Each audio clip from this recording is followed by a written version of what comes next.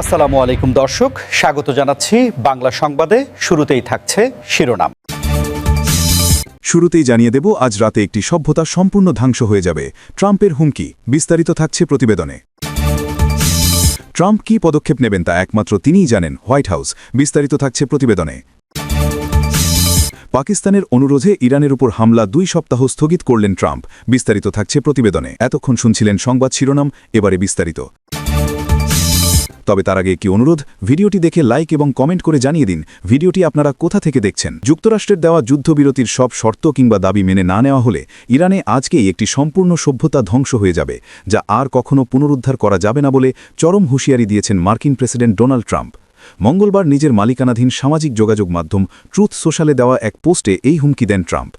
ফরাসি বার্তা সংস্থা এএফপির এক প্রতিবেদনে এই তথ্য জানিয়ে বলা হয়েছে, মার্কিন প্রেসিডেন্ট ডোনাল্ড ট্রাম্প ভয়াবহ হুঁশিয়ারি দিয়ে বলেছেন, ইরান যদি যুক্তরাষ্ট্রের দেওয়া যুদ্ধবিরতির সকল শর্ত বা দাবি মেনে না নেয়, তাহলে মঙ্গলবার দেশটিতে একটি আস্ত সভ্যতার মৃত্যু ঘটতে পারে। ট্রাম্প বলেন, আমি চাই না এটি ঘটুক, কিন্তু এটি সম্ভবত ঘটবে। তবে এখন যেহেতু আমরা সম্পূর্ণ এবং সামগ্রিক শাসনের পরিবর্তন করেছি, যেখানে ভিন্ন, অধিক বুদ্ধিমান এবং কম কট্টরপন্থীরা আছে, হয়তো কিছু বিপ্লবী চমৎকার কিছু ঘটতে পারে।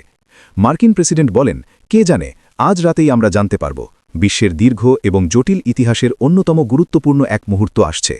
৪৭ বছরের শোষণ, দুর্নীতি এবং মৃত্যুর অবশেষে অবসান হবে। ইরানের মানুষকে ঈশ্বর আশীর্বাদ করুন। ইরান ইস্যুতে মার্কিন প্রেসিডেন্ট ডোনাল্ড ট্রাম্পের পরবর্তী পদক্ষেপ ঠিক কী হতে পারে তা কেবল তিনিই জানেন বলে জানিয়েছে হোয়াইট হাউস। মঙ্গলবার 7 এপ্রিল হোয়াইট হাউসের প্রেস সেক্রেটারি ক্যারোলাইন লেভিট আল জাজিরাকে দেওয়া এক সাক্ষাৎকারে আল জাজিরাকে এই তথ্য নিশ্চিত করেন। এর আগে হরমুজ প্রণালী খুলে দেওয়ার সময়সীমা শেষ হওয়ার মুখে ইরানকে একটি চরম হুঁশিয়ারি দিয়ে ট্রাম্প বলেছিলেন, আজ রাতে একটি সভ্যতার মৃত্যু হতে পারে। প্রেস সেক্রেটারি লেভিট ট্রাম্পের দেওয়া আল্টিমেটামের কথা পুনরাবৃত্তি করে জানান, যুক্তরাষ্ট্রের শর্তানুযায়ী একটি চুক্তিতে পৌঁছানোর জন্য ইরানের শাসকদের হাতে আজ রাত 8টা পর্যন্ত সময় রয়েছে।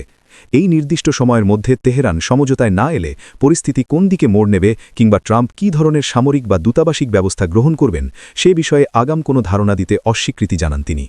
লেভিটের মতে, চূড়ান্ত সিদ্ধান্ত কেবল প্রেসিডেন্টের হাতেই ন্যস্ত। এদিকে ডোনাল্ড ট্রাম্পের এমন হুমকির তীব্র প্রতিবাদ জানিয়েছে তেহরান। মঙ্গলবার সামাজিক যোগাযোগ মাধ্যম এক্সে দেওয়া এক পোস্টে ইরানের পররাষ্ট্র মন্ত্রণালয়ের মুখপাত্র ইসমাইল বাকি মার্কিন প্রেসিডেন্টের বক্তব্যকে বর্বরতা হিসেবে অভিহিত করেন। তিনি লেখেন, একটি সভ্য নাতির কুষ্টি, যুক্তি এবং বিশ্বাসের শক্তির কাছে যে কোনো ধরনের বর্বর শক্তির পরাজয় নিশ্চিত। ইরানের উপর পরিকল্পিত ভয়াবহ হামলা এবং বোমাবর্ষণ 2 সপ্তাহের জন্য স্থগিত রাখার ঘোষণা করেছেন মার্কিন প্রেসিডেন্ট ডোনাল্ড ট্রাম্প। বুধবার 8 এপ্রিল নিজের সোশ্যাল মিডিয়া হ্যান্ডেলে দেওয়া এক পোস্টে তিনি এই সিদ্ধান্তের কথা জানান। পাকিস্তানের প্রধানমন্ত্রী শাহবাজ শরীফ ও সেনাপ্রধান জেনারেল আসিম মুনিরের অনুরোধ এবং মধ্যপ্রাচ্যে দীর্ঘমেয়াদী শান্তি প্রতিষ্ঠার লক্ষ্যে তিনি এই নমনীয়তা প্রদর্শন করেছেন বলে উল্লেখ করেন। ট্রাম্পের এই ঘোষণা অনুযায়ী পরবর্তী 14 দিন উভয় পক্ষ একটি দ্বিপাক্ষিক যুদ্ধবিরতি পালন করবে। তবে এই স্থগিতাদেশের প্রধান শর্ত হল ইরানকে অবিলম্বে এবং সম্পূর্ণ নিরাপদে হরমুজ প্রণালী উন্মুক্ত করে দিতে হবে। ট্রাম্প বলেন, আজ রাতে ইরানের উপর যে বিধ্বংসী শক্তি প্রয়োগ করার কথা ছিল, পাকিস্তান সরকারের অনুরোধে তা আপাতত স্থগিত রাখা হচ্ছে।